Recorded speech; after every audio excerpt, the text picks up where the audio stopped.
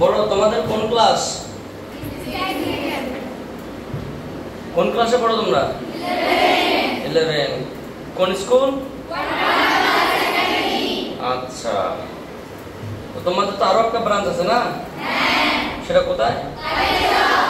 আর তোমাদের এখানে কি ছাত্রা? আচ্ছা, তো আজকে আমরা কি করব?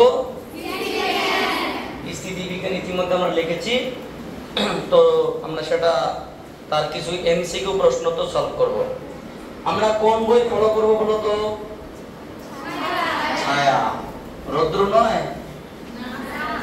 আচ্ছা, ছায়া বুকস, তাই তো?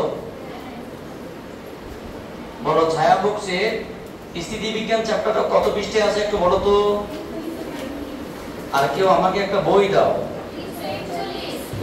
আমাকে একটা বই দাও, আর তোমাদের সঙ্গে আমি পরিচয় করে দেব ভিডিও চলাকালীন বা শেষের দিকে।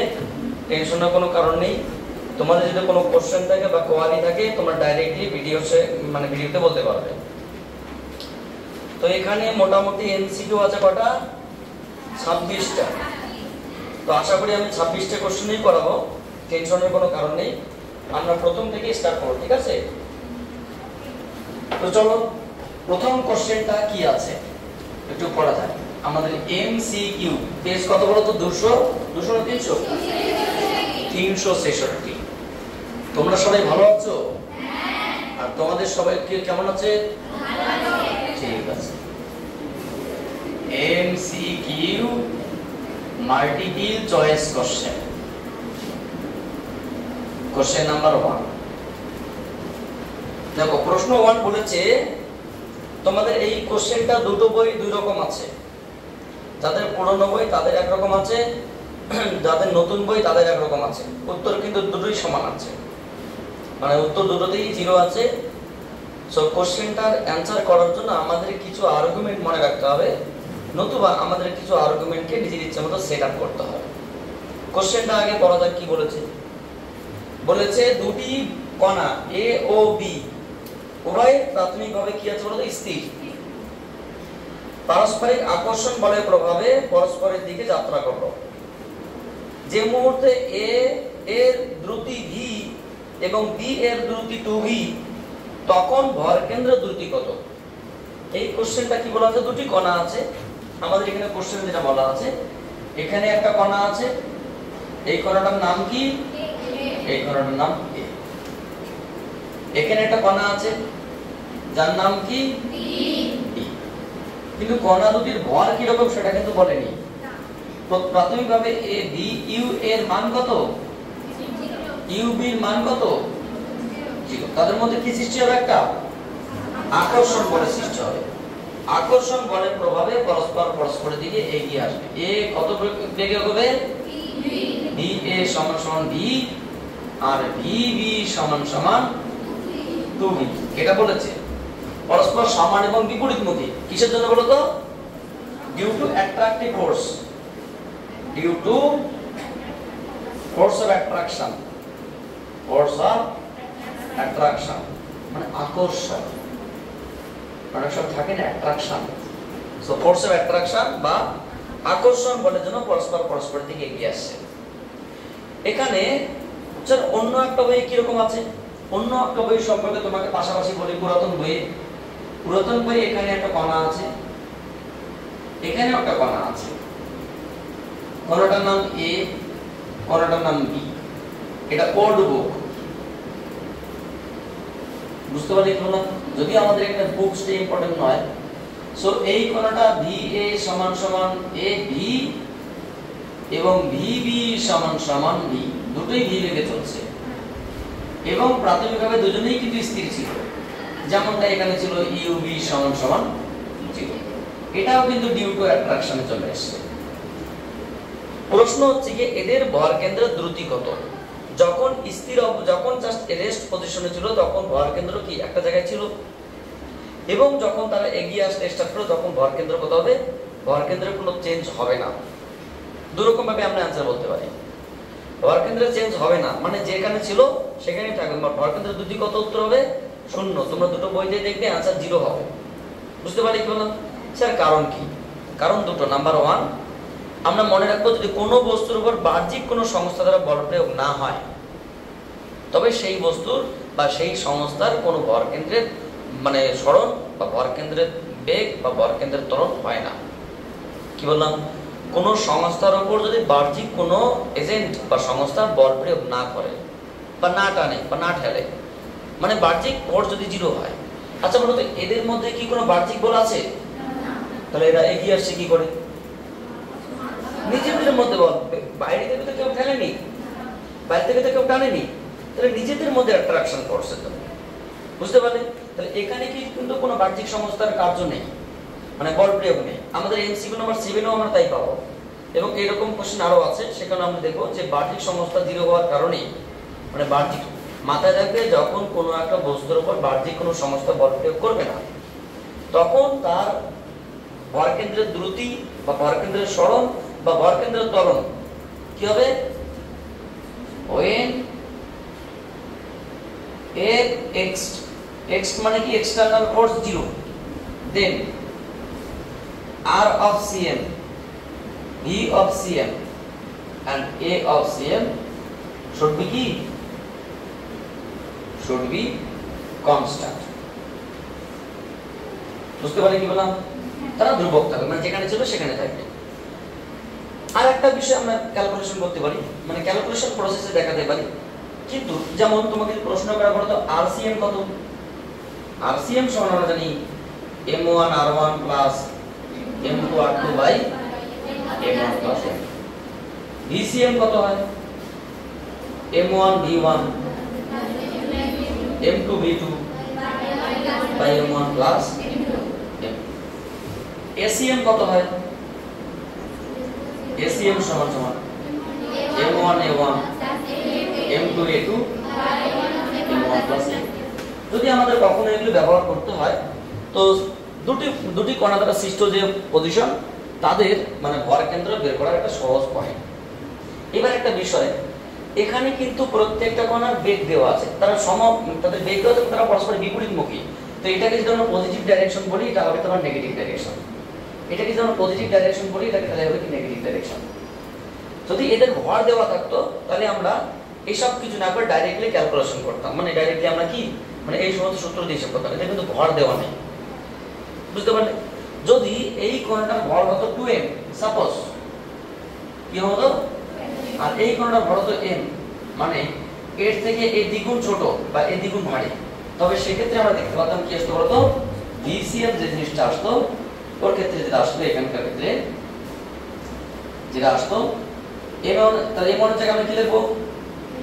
2m ইনটু v1 এর জায়গায় v minus m into 2v by 2m plus m, মানে এক কথায় 0/3m, মানে 0 আসতো।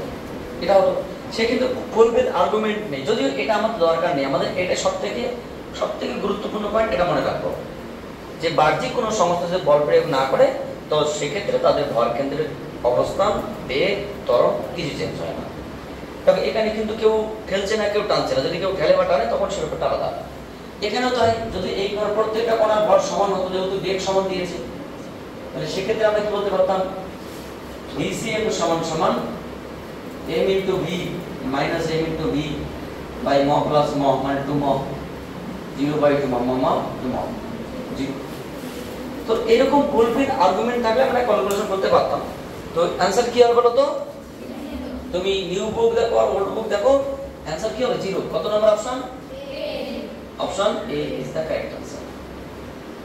বুঝতে পারলে? তোমরা যে তুলে নাও তো তুলে নাও, আমরা পরবর্তী কোশ্চেন নিয়ে আলোচনা করব। নেক্সট কোশ্চেন কি আছে বলো তো? কোশ্চেন নাম্বার 2, তাই না? বলো 2 নম্বর কোশ্চেনটা পড়ো, কি বলছে?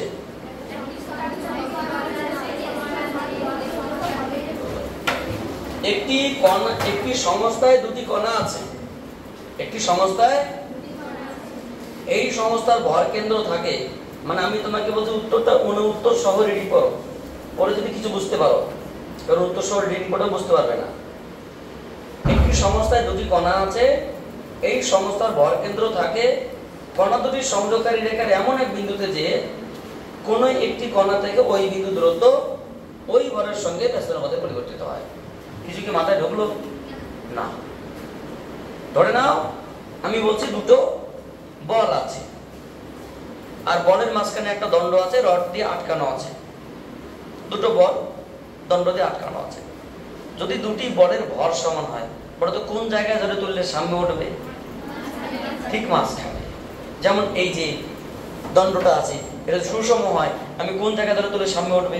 মোটামুটি মাঝখানে। দুদিকে ভর সমান, বুঝতে পারলে? এবার প্রশ্ন, একদিকে যদি ভারী হয় একদিকে হালকা হয়, তাহলে কোথায় ধরে তুলে সামনে উঠবে? একটা ভারী বল একটা হালকা বল দণ্ড দিয়ে আটকানো আছে, কোন জায়গায় ধরে তুলে সামনে উঠবে? ভারীর দিকে। আরো ভারী আরো হালকা, হেভি ভারী হেভি কাছাকাছি। তাহলে ব্যাপার যেটা দাঁড়ালো যে একটা কণা যত বেশি ভারী হয় ভরকেন্দ্র তার কাছে চলে আসে, আবার কোনো কণা যত হালকা হয় ভরকেন্দ্র তার থেকে দূরে সরে যায়। তাহলে ভর বাড়লে দূরত্বটা কি? ভরকেন্দ্রের দূরত্ব। আর ভর কমলে দূরত্বটা ব্যস্তানুপাতিক। তাহলে বলছি কোন সংস্থায় দুটি কণা থাকে যাদের ভরকেন্দ্র থাকে এই সংযোগকারী রেখার এমন এক বিন্দুতে যে কোনো একটি কণা থেকে ওই মানে ভরকেন্দ্রের দূরত্ব ভরের ব্যস্তানুপাতে পরিবর্তিত হয়। অপশন নাম্বার হচ্ছে। কথা বোঝা গেল কি বললাম? না বোঝা গেল না? মানে যে ভারী হবে তার দিকে শিফট করবে, তাহলে ভারীর সঙ্গে দূরত্ব কমছে, ব্যস্তানুপাতিক সম্পর্ক। এটাকে আমরা ম্যাথামেটিক্যালি প্রুভ করতে পারি। চলো আমি তোমাকে হালকা করে দেখিয়ে দিচ্ছি। ধরে নাও এখানে একটা সংস্থা আছে, একটু বোঝার চেষ্টা করো। এটা একটা সংস্থা আছে, এটা কি বলতো? ওয়াই অ্যাক্সিস, এটা সাপোজ এক্স অ্যাক্সিস। এখানে একটা সংস্থা আছে। আচ্ছা, ভালো কথা। এখানে সংস্থায় কটা কণা আছে? এখানে একটা কণা আছে। দুটি কণার ভর আমার জানা নেই। সাপোজ একটা ভর m1 একটা ভর m2, সমানও হতে পারে নাও হতে পারে। এই পয়েন্টের নাম কি a, এই পয়েন্টের নাম কি b।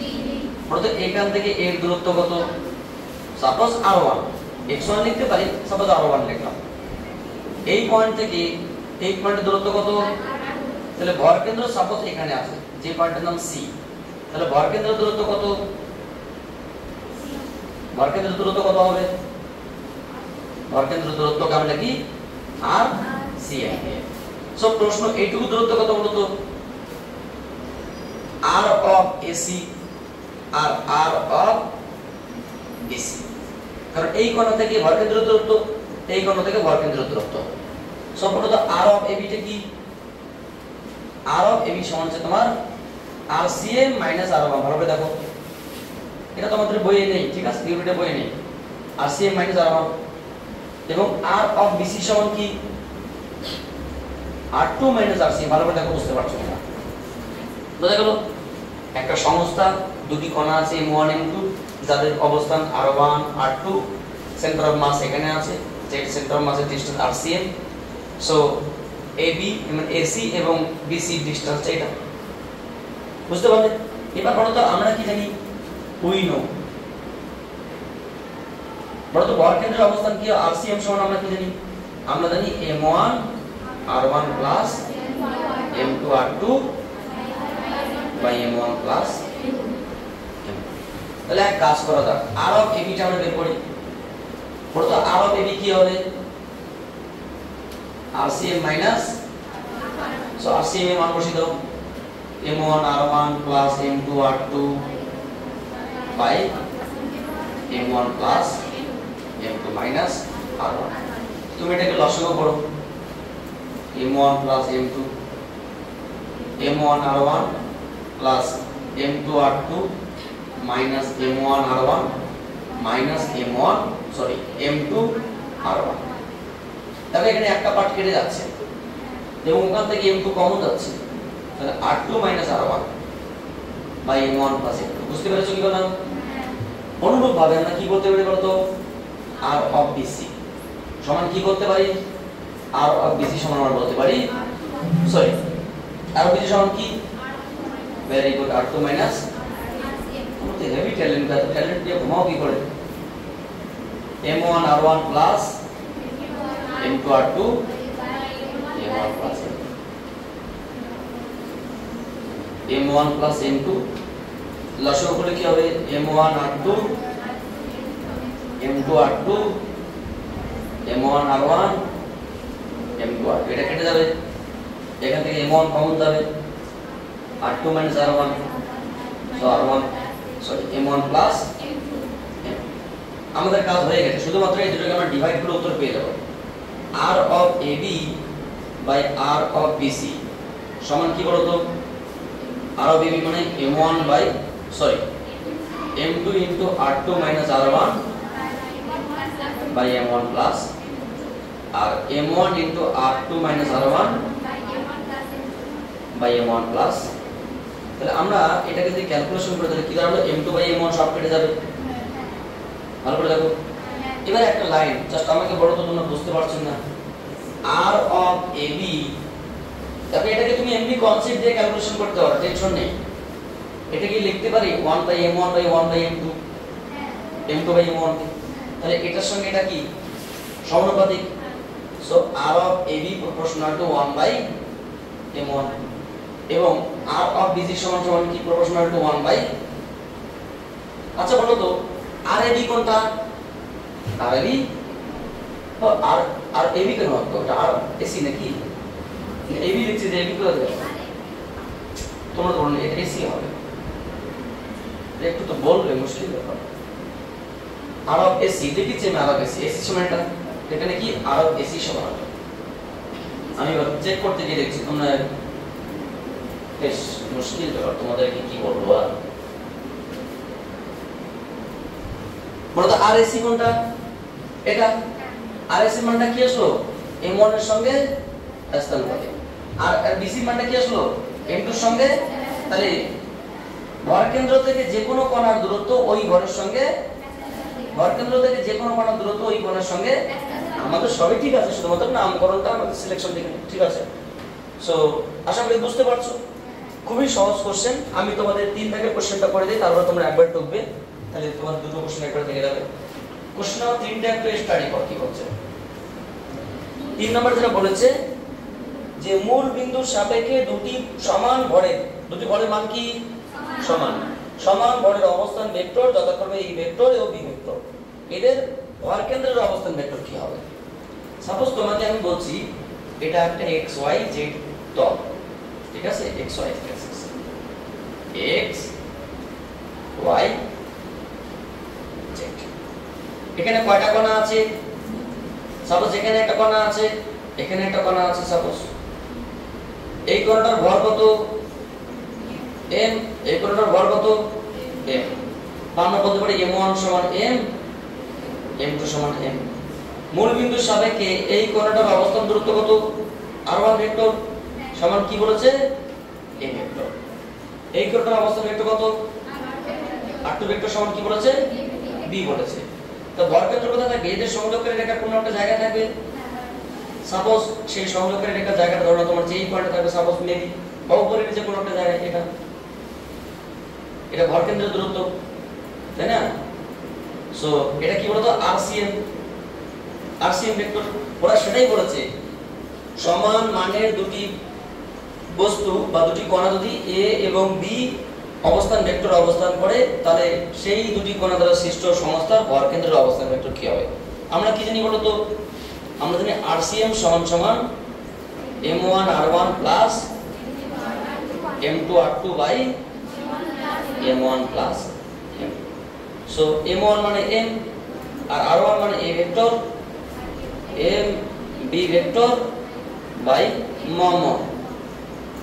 সো ম কমন নিলাম, a vector plus b vector, ম ম সমান সমান কি হয়? 2 ম। সেখানে ম ম কেটে দাও। So a vector plus b vector by option আছে কি? এটা কত নম্বর option? b is the correct answer. আর এটা তো তোমাদের সি অপশন ছিল, ঠিক আছে?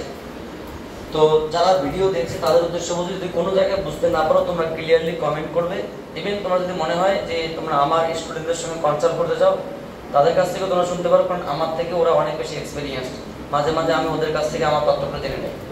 সো যাই হোক, তোমরা দেখো, আমরা পরবর্তী কোশ্চেন নিয়ে আবার আসছি।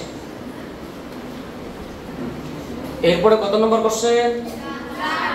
4 নম্বর কোশ্চেন, তাই তো? 4 নম্বর কোশ্চেনটা একটু স্টাডি করো। কি বলছে? বলছে n সংখ্যক কণার সংস্থায় n সংখ্যক কণা সংস্থার ক্ষেত্রে ভর কেন্দ্রের অবস্থান ভেক্টর, মানে এটা কিছুই নয়, এটা তোমাদের সিম্পল একটা ক্যালকুলেশন, তোমাদের থিওরিটিক্যাল কোশ্চেন আর কি। আমার প্রশ্ন হচ্ছে কি আমি n সংখ্যক কণা সংস্থার একটা ভর কেন্দ্রের অবস্থান ভেক্টর বের করব আর কি। তোমাদের এটা পড়ানো হয়ে গেছে ইতিমধ্যে, তোমরা হয়তো ইমাজিন করতে পারছো না।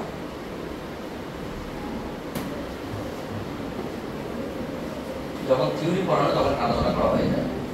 এটা একটা কি বলতো এক্স ওয়াই জেড অ্যাক্সিস বা একটা এক্স ওয়াই জেড কোঅর্ডিনেট। এবার প্রশ্ন হচ্ছে গিয়ে এখানে আমরা কি নেব, একটা সাপোজ একটা এগুলো কেবল বস্তু নিলাম, বা আমরা বস্তু এইভাবেও নিতে পারি, যে কোনো জায়গায় নিতে পারি, একটি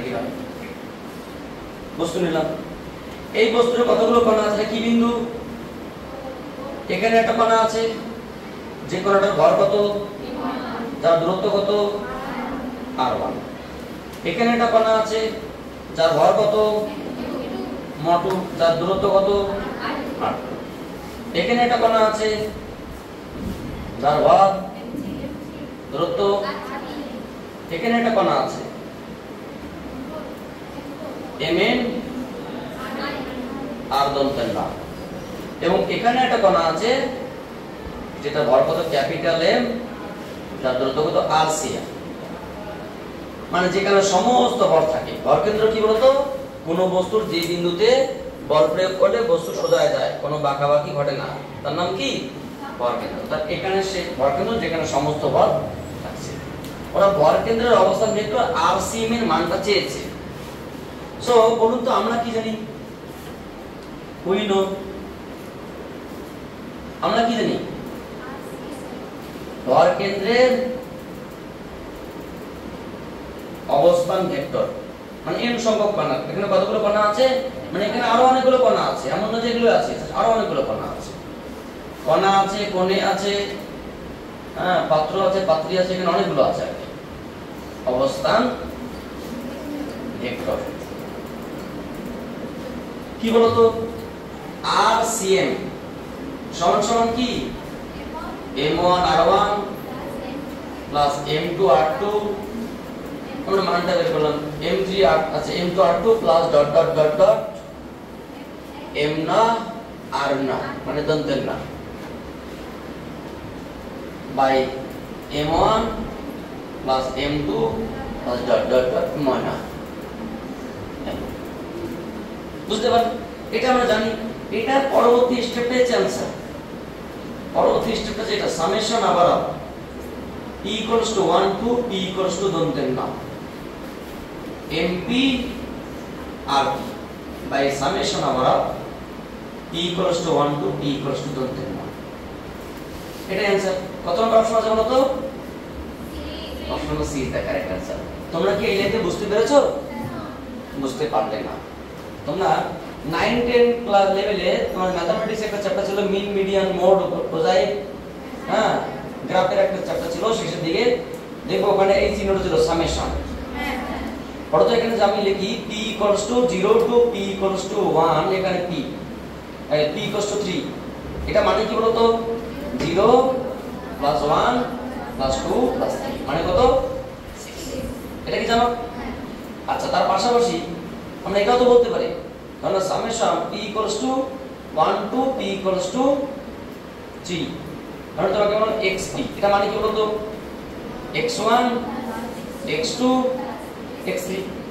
তাহলে আমি এটা কেন লিখতে পারবো না, সামেশন আবার p equals to 1 to p equals to দন্তের নাম mp rp, এটা কি লিখতে পারি m1 r1 m2 r2 dot dot mn r plus, এটাকে আমি এইভাবে লিখলাম, আর নিচেটা আমি লিখতে পারবো অন্য ভাবে। বুঝতে পারলে? সো অপশন তোমার হচ্ছে C is the correct answer. 5 নম্বর কোশ্চেনটা আমরা দেখি কি বলছে। 5 নম্বর কোশ্চেনটা পড়ো। 5 নম্বর প্রশ্নে কি বলেছে? বলছে একটি লাঠিকে বাতাসে ছুড়ে দেওয়া হলো, একটি লাঠিকে বাতাসে, সেটি নিক্ষেপকারীর কাছ থেকে কিছু দূরে মাটিতে পড়লো। লাঠির ভর কেন্দ্রের সন্তর্পথ অধিবৃত্তাকার পথ হবে। লাঠির ভর কেন্দ্রের সন্তর্পথ কি হবে? অধিবৃত্তাকার হবে। কখন বলো তো? লাঠির ভর কেন্দ্রের সন্তর্পথ কি হবে? অধিবৃত্তাকার। কখন? ধরো না আমার কাছে এই লাঠিটা আছে, আমি লাঠিকে কি করলাম, বাতাসে ছুড়ে দিলাম, তাহলে এই সঞ্চারপথটা কিরকম হবে, অধিবৃত্তাকার। কখন? যদি আমি লাঠিকে এইভাবে ছুড়ে দিই তখন কিরকম হবে, এইভাবে ছুড়ে দেই, যদি লাঠিকে আমি এইভাবে ছুড়ে দিই মানে ভর্তি করতে যায়, লাঠি যদি ভর্তি করতে এইভাবে যায়, লাঠি যদি এইভাবে ভর্তি করতে যায়, লাঠি যদি এইভাবে ভর্তি করতে যায়, বুঝতে পারলেন? মানে যেভাবেই যাক না কেন তার সঞ্চারপথ কিরকম হবে, কিরকম হবে, যা অধিবৃত্তাকার। তোমাদের কি ভেক্টরের রাশির গতি হয়েছে? তাহলে তো তোমরা এমন ভাব করছো কিছুই বুঝতে পারছো না। এইদিকে কোন একটা বস্তুকে ছুড়ে দেওয়া হলো ইউ সাপোজ বেগে, সেই বস্তুটা ভূমির সাপেক্ষে কত কোণে ছুড়ে দিলাম, সাপোজ থিটা কোণে, তাহলে বস্তুটা কিভাবে যাবে বলো তো, বস্তুটা যাবে, আচ্ছা এই যে তোমাদের চিত্রটা আঁকলাম এটা কি কোন বস্তুর জন্য বলো তো, কোন বস্তুর নাম ছিল সেখানে, যে কোন একটা বস্তুকে, কোন বস্তু বলতে কোনো নাম ছিল, যে একটা ইট পার্টিকেল বা লাঠি নয়, তোমাকে নয়, আমাকে নয়, যে কোনো বস্তু, তাহলে যে কোনো বস্তুকে ছুড়ে দিলে সেটা কি হবে, সঞ্চার পথে যাবে। কি সঞ্চার পথে? অধিবৃত্তাকার। ধরুন আমি একটা লাঠিকে যদি ছুড়ে দেই, তাহলে লাঠিকে আমরা এমন ভাবে ছেড়ে দিলাম, লাঠি কিছুক্ষণ পরে এই জায়গায় এই যে এরকমটা হলো, তারপরে কিছুক্ষণ পর লাঠি ঘুরতে ঘুরতে এরকমটা হয়ে গেল, কিছুক্ষণ পর লাঠি ঘুরতে ঘুরতে এরকমটা হয়ে গেল ওই পথে, কিছুক্ষণ পর লাঠি এরকমটা হয়ে গেল, কিছুক্ষণ পরে আবার এরকমটা হয়ে গেল,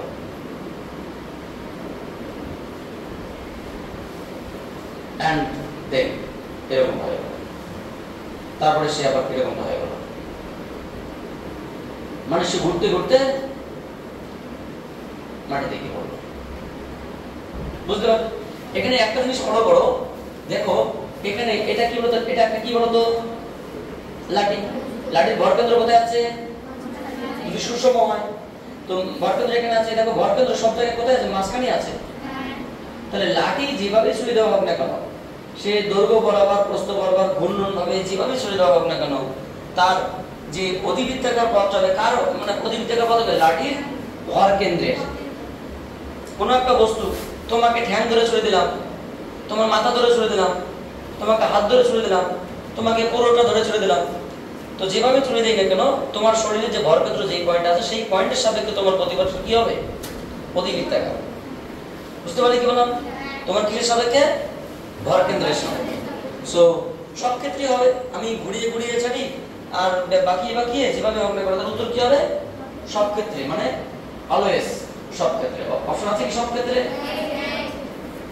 option number A is the correct answer. তাহলে যেহেতু জায়গা আছে আমরা 6 নম্বর কোশ্চেনটা এখানে করে নেই। 6 নম্বর কোশ্চেনটা বলো কি বলছে, এক্স ওয়াই তলে একই ভরের তিনটি কণা আছে। কোন তলে, এক্স ওয়াই তলে। এবার কি ভরের, একই ভরের তিনটি কণা আছে যাদের অবস্থান 1 1 2 2 3 3 এবং এদের ভর কেন্দ্রের অবস্থান নির্ণয় করতে বলছে। এটা খুবই সহজ কোশ্চেন, তোমরা নিজেরাই পারতে, মানে আমি তোমাদের হয়তো পারতে সেটা আমি তোমাদের ইচ্ছের বিরুদ্ধে আমরা করছি, যারা ইউটিউব দেখছে তাদের উদ্দেশ্যে, কারণ তারা হয়তো পারবে না। সো এটা একটা এক্স ওয়াই তল, এখানে কয়টা কণা আছে, তিনটি কণা আছে, এখানে একটা কণা আছে, এখানে একটা কণা আছে, আর এখানে একটা কোণে আছে। এই কোণটার ভর কত, সবগুলো মামা, কেন একই ভরের বলেছে। আচ্ছা এই কোণটার স্থানাঙ্ক কত, এই কোণের স্থানাঙ্ক, এই কোণের স্থানাঙ্ক কত। আচ্ছা বলুন তো এখানে এই ওয়ানটা কি, x1 x2 x3, তাহলে কি চেয়েছে বলতে xcm ycm, এই তিনটি কণা দিয়ে একটা সংস্থা গঠন করা, তাহলে সংস্থার ভরকেন্দ্র কোন জায়গায় আছে। বুঝতে পারলে, সে এইভাবে থাকবে তার কারণ নেই, এরকম থাকবে এই কারণে, কারণ এখানে 1 1 2 2 3 3 একই লাইন থাকবে, সকাল মূল বিন্দু হবে।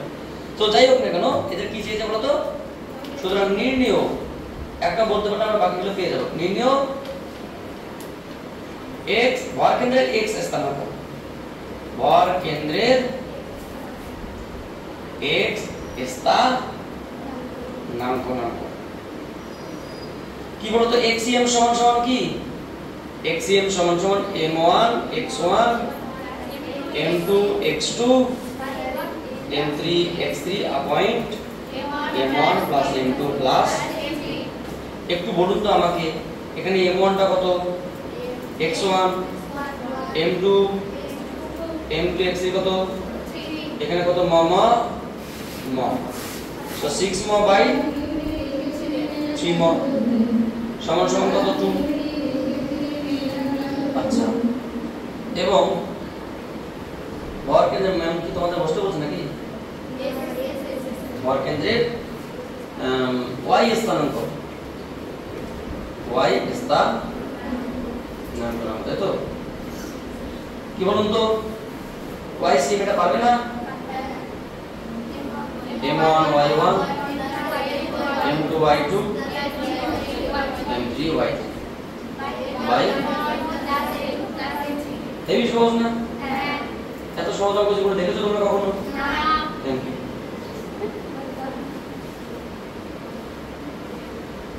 আর কি বলবো, তোমাদের বলার মতো কিছু নেই। সিগমা বাই 3 ম সমান সমান, তাহলে স্থানাঙ্ক কি হবে? 2, 2 অপশন আছে কি? সুতরাং xcm, ycm সমান সমান 2, 2। কত নম্বর option? B। B for BM physics, B is the correct answer. So তোমরা এটা দেখে নাও, তারপরে আমরা আবার কোশ্চেন নিয়ে আলোচনা করছি। তো দেখো, তো আমরা আজকে এই পর্যন্ত রাখছি। আগামী নেক্সট ক্লাসে তোমাদের কত থেকে স্টার্ট করবো বলো তো? 7 নম্বর থেকে আমরা পরবর্তী ক্লাসে স্টার্ট করব। তোমাদের যদি কোনো প্রবলেম থাকে সেটা বলবে এখানে, ঠিক আছে? আমরা তোমাদের সঙ্গে একটু পরিচয় করে দিচ্ছি।